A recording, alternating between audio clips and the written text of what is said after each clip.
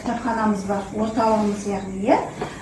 Сол орталықтың бастамасымен бізде кешкі кітапхана деген осындай бір үлкен жоба бастап алған болатын. Мен үкімет тобының лидері болып саналамын.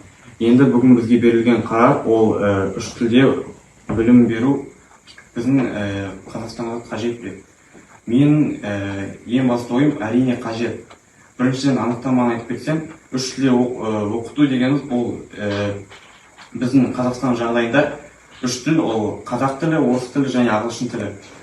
Осы үш тіл бізге неге керек?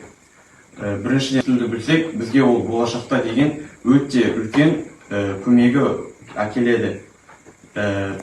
Сол ниеттерін және өзінің әдет-ғұрыптары, өзінің байлықтарын үйрене алады деген елдер бар, үйретпейтін.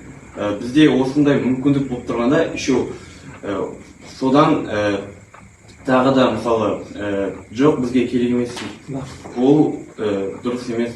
Сондықтан да мен үш тілдік бізге қажет деп ойлаймын. Әкеледі және де адамдарды дамытады, әлеуметтік ортаны кеңейтеді.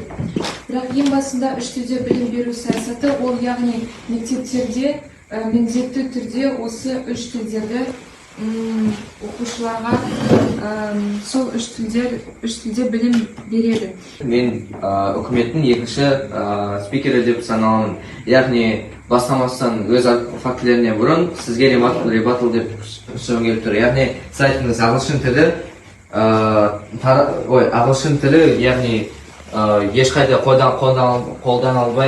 қолдану жоқ деген, яғни бір сәрі мысалы Америка кеп қалса да сол музыка, басқа керек жоқ пәндер ойлаған, өзі тану, олар сол пәндер ағылшын тілін және басқа да тіл, ол өте жақсы вариант болып саналады.